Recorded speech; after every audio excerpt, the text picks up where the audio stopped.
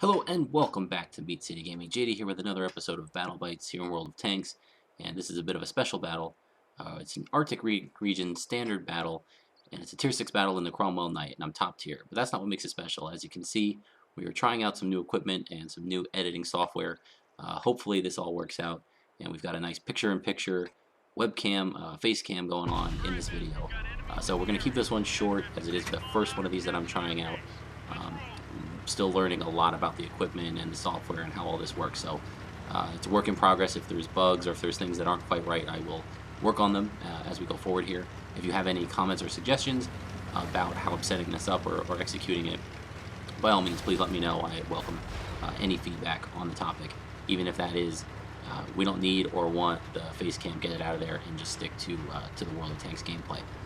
So because we're in the Cromwell Knight, top tier in a tier 6 battle, I'm going to try and be a little more aggressive than I usually am. Sometimes I like to go on top of the hill, sometimes I like to go down the heavy line and kind of snipe down the heavy line, but in a tier 6 top tier game with the Cromwell Knight, I want to be a little more aggressive. I want to dictate battle and start pushing early. So we've gone down the right in front of the valley here, in front of the hill on the western spawn, where hopefully we can get some early spots, and here we go. There's a VK3001H, the tier 5 German heavy tank. And we took a long-range pump. We didn't quite have the lead down. Let's see if we can adjust. There we go. We got that one right for the VK3002M. And we didn't quite have enough lead there. He was getting close to the edge of that next cliff, and I wanted to get that shot off, but didn't quite have enough, or a little bit too much lead to put that in there. But now we've got the M3 lead. We put one in, and ally puts a second one in, removes him, so it puts him down to almost no health, and our last shot goes in to take him out for our first kill of the game. Now we've got a Churchill 3. It's a British tier 5 heavy tank, and it has a really, really rapid firing gun. So he missed his first shot, so I was going to stay up there, take another punt at him, but his DPM, or his rate of fire at the very least, outdoes mine. So I didn't want to stick around there. He was zoned in on me. This tank's not a great sniper. It's okay, but the accuracy at these long ranges isn't extremely reliable. This is more of a brawling tank, a circle strafing tank. So we got out of there, and now we're re-engaging. And we've got two tanks in front of us here, the Panzer 38NA, and also this VK3002M. That's the one we hit earlier. He must be mad because he's coming hard, and he goes ham at us. He's over the hill now. And we're going to do a little trading here, but we're trying to be smart about it, try and come out ahead. We do have some support for our allies, which is great. There we go. We put another one in, and we only took, I think, one hit in that exchange in order to remove that opponent's, pretty decent medium tank. But it's not a Cromwell Knight, not quite as powerful a tank as this one. That's more of a sniper, less of a brawler. So we have a shot come in overhead. You can see that the scores are ramping up pretty quickly here. We're up 5-1, so there's no need to sit back and play timid. We're going to get stuck in. We're going to continue to push the fight and continue to be aggressive and try and rack up some more damage and kills here before this game finishes up. So we've got a friendly T-50 in front of us, a tier 4 light tank, and we don't really want him to take the hit, so we're going to try and rush in here. Say, hey, look over here at me. And we pop the ridge, put one in, and secure our third kill of the game. And now we see our next target, the VK3001H. I think that's the guy I shot at and missed at the beginning, that first crossed the valley there. So we'll see if we can clean up that mistake, that missed shot, by removing him. He's on extremely low health. We come around, on the move, put one in. We did have a premium shot loaded there. I knew I was coming at a heavy tank, and he could have that big old derp gun. I had a previous video where one of those tanks, I think it was at the 3601.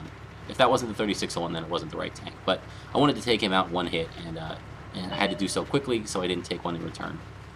So we removed him, and now we're going to move on into the enemy base. We know there is one artillery.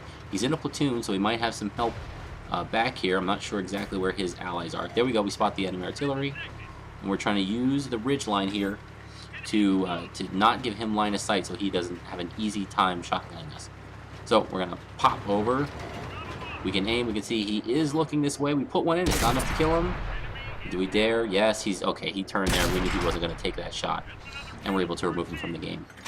So now we've got 5 kills, and we're looking for a Top Gun. So there's a KV-1S, tier 5 Russian heavy tank.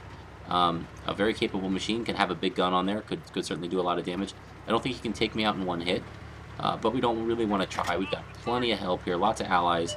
So we don't need to be engaging this guy one-on-one for any extended period of time. We'll get in, get a couple shots. Here we go. We're trying to avoid his gun. I took that ramp really badly. That was kind of sloppy. but we do put one in, and now we've got his rear, and we're able to take him out, and there we go, Top Gun secured. And now the enemy has 4 tanks left. They're all kind of cresting this ridge, and I'm thinking, oh, some great chances here to kind of tuck in and just pour some damage in, but they're all looking at me. And I take one in the ammo rack, and so I decide, let's change it up. I got plenty of allies in front there, near the enemy base. I'll take the long way around, and then hopefully I'll have the rear of those tanks as I come up behind them. The only question is, are there going to be any tanks left by the time I get there? Because they're on low health. They've got a lot of people shooting at them. And the Cromwell Knight's fast, but I don't know if it's fast enough. That might have been a misplay. I probably should have just dug in there, angled well, and I could have put out some more damage. But hey, it looks like it worked out okay. We do have 2 tanks left. I rushed that first shot and donked it into the ground. The tank destroyer gets taken out, but I do reload in time to put one more into the last enemy remaining to secure our 7th kill. So, real quick look at the post-game stats.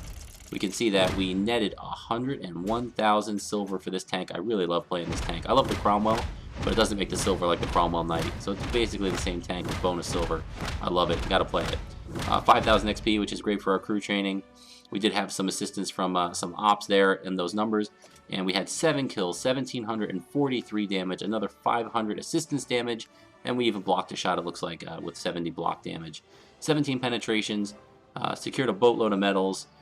2nd class mastery badge. Again, being top tier and taking out those tanks, the damage output in this game wasn't impressive. The number of kills was, but a lot of it was cleaning up. You see we had the Reaper medal there for at least 3 kills that were one shot from me taking out the enemy. So we can see we did influence quite a large number of tanks. We had at least the 7 kills.